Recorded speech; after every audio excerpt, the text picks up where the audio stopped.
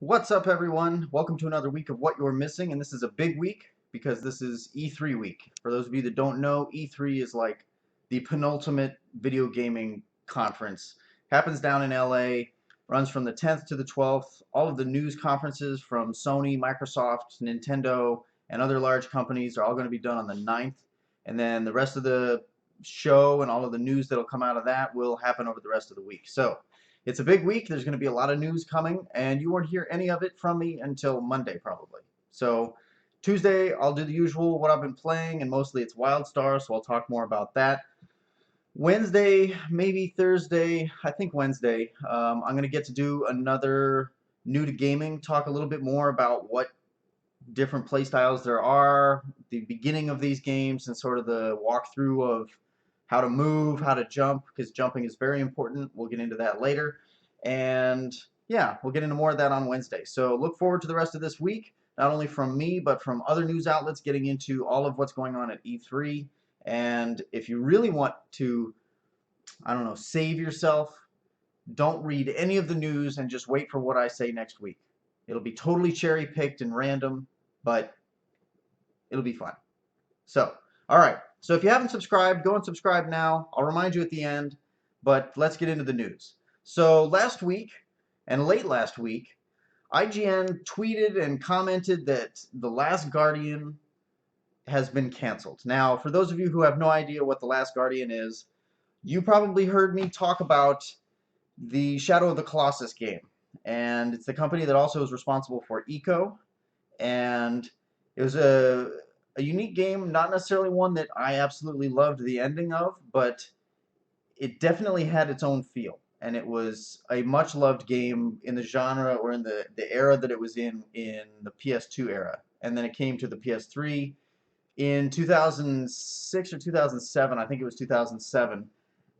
The company talked about The Last Guardian. It was the next game that they were working on. Actually, I think it was 2006. Anyway, they talked about this game. They showed some screenshots. They even showed a little bit of gameplay to the select rare news journalist, and then it fell off the radar. It like disappeared completely. And every year there's this hope that it will be announced, that there'll be finally a date put to it. Now this is 8 years ago. So for 8 years there's been this running rumor of The Last Guardian, and the poster that I saw for it when I was at work once, I saw a poster on somebody's wall. It was this 5 foot by 3 foot poster of an in-shot image, and it was just beautiful. And so it was so good looking, actually. I ran home and tried to find this poster online so I could frame it and hang it in my house somewhere, but I couldn't find it. And it's one of those mythical games that people talk about, but no one's ever seen, and nobody knows really the state of it. Last year, Sony came out and said, yeah, it's still in development, don't worry. And by Sony, I mean Shuhei Yoshida.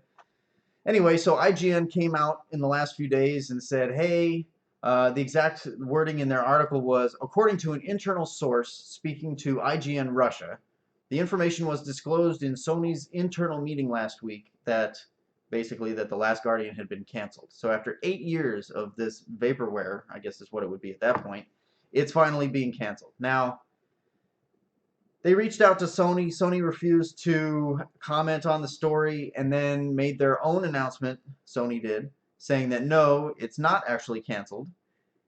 And then IGN had to go back and say, wait, we were wrong. And so there's just been this back and forth. So this is, in one sense, it's news in that it's still in development, but it's not news in the sense that this is what happens all the time. Somebody shows up and says, oh, it's going to be released next week. And then Sony or somebody else who actually knows something says, no, that's not really what's going on. It's in development. There have been some issues and we're still working on it. So it's not canceled. It's canceled. It's not canceled. Turns out it's not canceled. It's still in development. And hopefully we will hear something about it at Sony's E3 press conference. I don't know. Maybe. It's one of the predictions made on the Beyond podcast that IGN runs. And I think they make that prediction every year. More of a hopeful than a prediction, but so we'll see. IGN screwed the pooch on this one, but it was IGN Russia, so you can do the math there, make whatever stereotypical connections you want, and go from there. Yeah. Next up, speaking of idiocy, Although that's not really a great segue because, you know, it's the same tomfoolery that gets us into thinking it was canceled in the first place when it wasn't. But anyway, um, along the tomfoolery to take us in the next direction, those of you who are in the know, as it were, in the PlayStation, I don't know, community, know that Destiny, which is Bungie's game, is coming out in September, September 9th to be exact, and over the last month or two, they've been doing closed alpha of that game. Now, this is a significant game in part because it's Bungie's first game to come to the PlayStation ecosystem. They're best known for the Halo series of games that have all existed on Xbox. So everybody's really excited about Bungie. Bungie looks like an interesting, or not Bungie, Destiny. Everybody's excited about Destiny. I was lucky enough to play a little bit of the pre-alpha um, of Destiny, and it's got promise. So it'll be interesting to see what happens with that. But what the news item on this is some idiot who had access to the most recent alpha.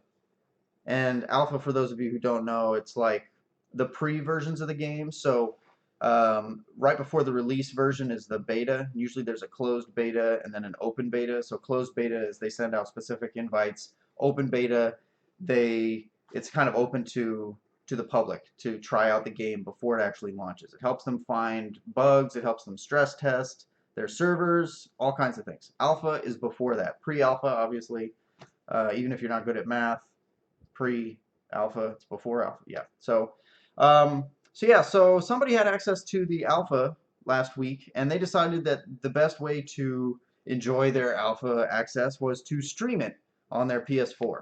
So there are YouTube videos of this alpha out there. I'm not saying you should watch it because I think that's abhorrent behavior. If you are lucky enough or privileged enough to be given access to a game that's not released yet, especially one that's in alpha,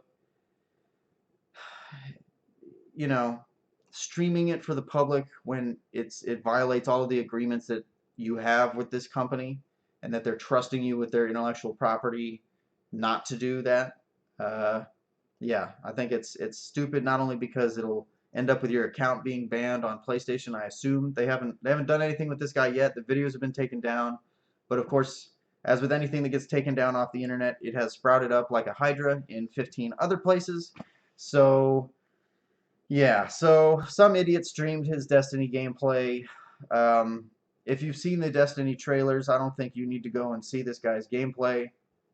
There's nothing to see there. Having played it myself, it was very much like the trailers. I would wait for E3, which is this coming week, like I said, see what Bungie releases and what more information you find there, because it is almost guaranteed to be far more interesting and entertaining than whatever this schlub released to the internet. So, don't contribute to the problem.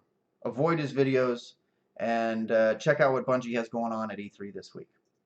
Next up, I talked about Ubisoft last week and how they sort of screwed the pooch, proverbially speaking, on Watch Dogs for PC, and Ubisoft has announced that they have extended their deal with Nvidia. Now, they've got this sort of program or setup called GameWorks, and what it does is it optimizes. Video game developers can work with NVIDIA to optimize their game for use with NVIDIA hardware. And while that sounds good, that only sounds good if you have a system that runs NVIDIA. And there have been wide reports of people who run systems based on an ATI or an AMD chipset, which is what, by the way, most, if not all of your consoles are run off of these days. But that their ATI systems, the performance of the game for a similar or a system whose power basically is on parity with an NVIDIA system really suffers performance-wise, and that there's no good reason to explain that other than that NVIDIA is in bed with the game developers now, and the allegation or the argument being made is that they are willfully, that these game developers, because of their agreement with NVIDIA, are willfully diminishing the performance on their competitors' systems. So let's hope that's not the case. Ubisoft already has a horrible track record of performance on PCs. There's no sense in making it worse by, I don't know, stymieing their competition with ATI. So I hope that doesn't prove to be the case. This also spells trouble for ports between PC games to console and console games to PC. If that bridge or that gap widens between ATI and NVIDIA, it will be more difficult for games that were originally designed or natively designed for ATI chipsets to be ported to the NVIDIA and vice versa. So this is overall a bad thing. Hopefully, hopefully it isn't what it looks like, and hopefully it will pan out better than the way it has in the past, and everybody can play nice, and there will be more competition, because more competition is good. That's all I'm saying. The last two are a little bit more fun. The Witcher 3 game. I don't know if you've seen Witcher 1 and Witcher 2, but they are beautiful games. Witcher 3 is no exception to that. A new trailer was released. I've put a link to it down in the, yeah, down there. I put a link to it down in the in the little about section. Click on it, watch it. It's actually really graphically spectacular. I can only assume because the main character Geralt has white hair that's about yay long, and based on the trailer and based on what I've seen in the previous games, I can only assume that there's a team that's entirely dedicated to just doing the physics for his hair. Like when he steps, it's got to swing and bob, and when he swings his sword, the hair's got to flip because he's got a little ponytail. And there's got to be a group of people whose job, what do you do? I manage Geralt's hair. His hair, yes. Well, you see, when he moves, his hair needs to move too. I don't know. It's silly, but I can only assume that because of the physics involved and all of the individual hairs, there's got to be a group of people who manage that. That's all I'm saying. There was a release date announced, February 25th, 2015. So if you're a Witcher fan, play Witcher 1, Witcher 2, and you'll be ready by the time February rolls around for Witcher 3. Check out the video. Again, it's down below. There are a couple other videos, which brings me to my next point. Another comment on Star Citizen. You know I'm a big fan. And I'm downloading the Arena Commander, or otherwise known as the dogfighting module. The May 29th came and went, which was the original release date for it, and they made an announcement saying that it wasn't ready for release, which I don't think it's fantastic that it wasn't ready for release, but I think it's fantastic that they're this open about it. They were so open that not only did they say, hey, look, we're not going to release this thing that's terribly buggy, even though it's pre-alpha, it's nowhere near a finished game, but we want you to be able to get in and play around with what we're working on because we're doing an open development. Not only are they doing that because of like their whole philosophy there, but they pulled it out. They said, look, we want you to have a good experience, so there's a list of bugs that we've found that we need to fix before we think it's appropriate to share with you. They posted the list of bugs, and then they had a daily running tracker of those bugs and talked about how each day which ones they'd fixed, which ones they were working on and had gotten worse or whatever. And a couple days ago, they finally got to the end of their bug list, and they released it. It's downloading in the background. I can't tell you how it is because I've been busy this weekend, so I apologize. Next weekend, I will show you.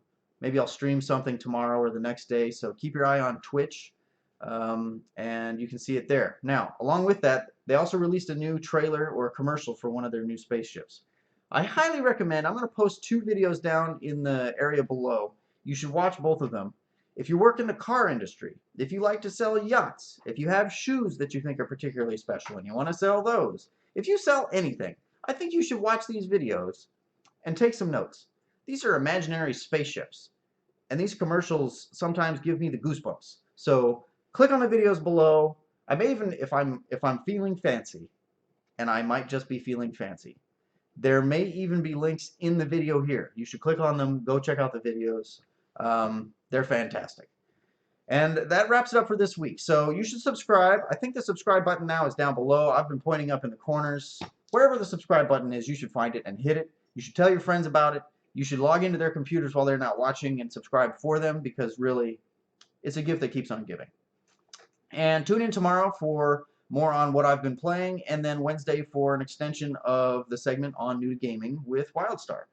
And it's been great, and I'll see you next week.